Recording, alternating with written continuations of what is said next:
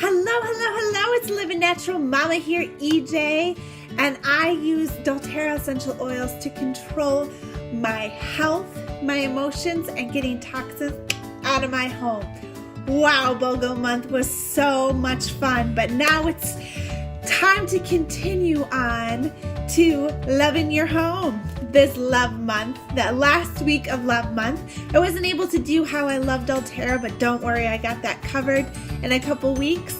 And BOGO was worth it, right guys, right? Yeah. Comment below of people who actually got some BOGO offers. Woohoo! Today, we're gonna talk about my ultimate favorite way to love on my home, and that is organic. First tip is use your oils. They don't work well on your counter or your bookshelf. They are pretty, but they don't work so well there. So use them, guys.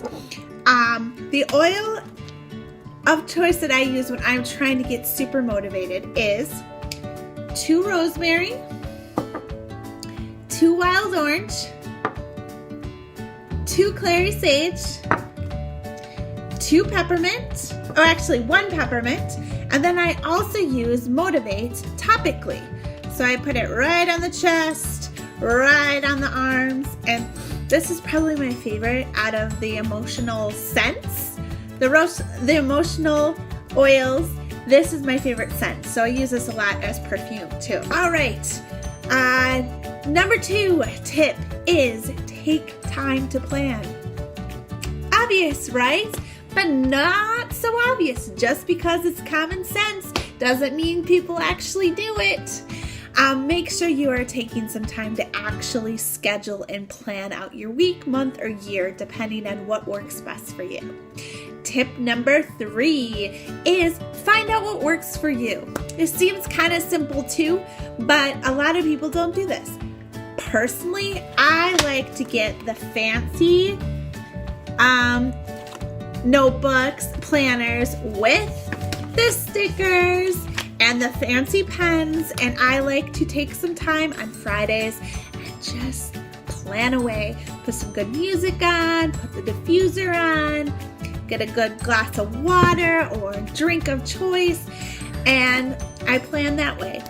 So find out what works for you. If you're a person that likes to do it on the computer or would like to find an app or something like that, find out what you like best, because if you like it, you're more likely that you will actually do it. Number 3 is block out times. When you are actually planning, it is really good to block out times. My fancy little planner actually blocks it out 3 different times, so you could do like morning, afternoon, and evening, or different times during the day. So for instance, let's say you're like me and you're a work from home mom, or you're work away from mom. You still have things that you have to get done and get going.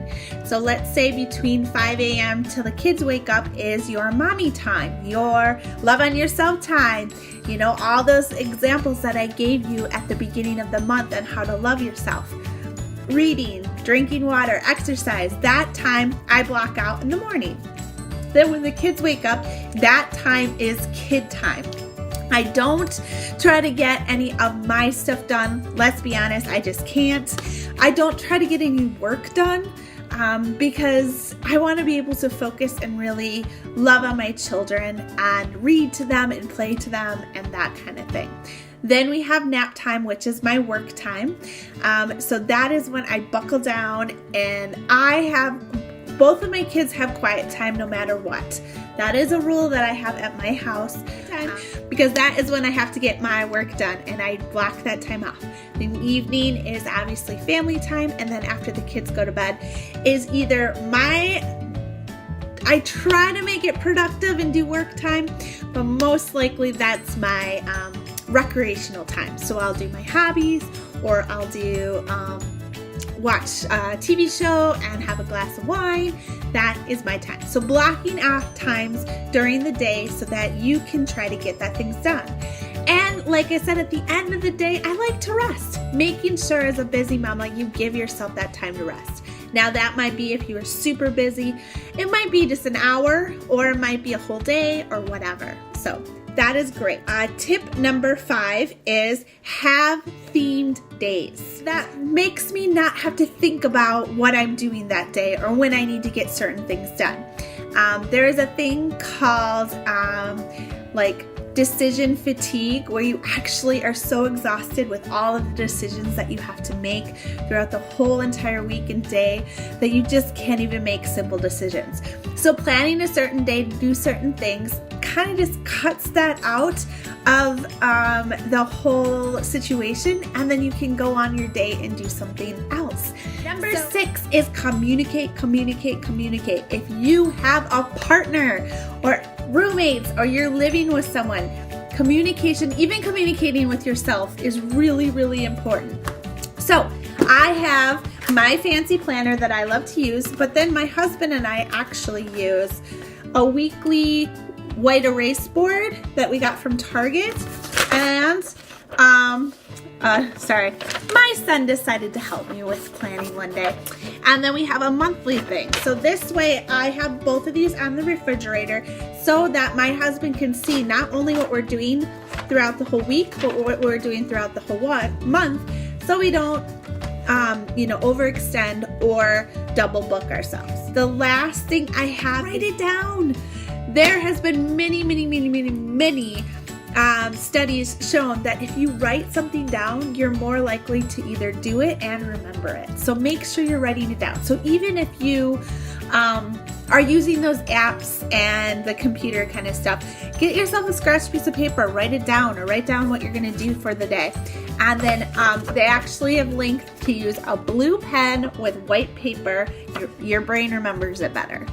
All right, I hope those tips are super helpful for you so much. I hope you have a living natural day, and I'll see you later. Bye. All right, it's time to get down to business. If you like videos like this, make sure that you give it a big thumbs up.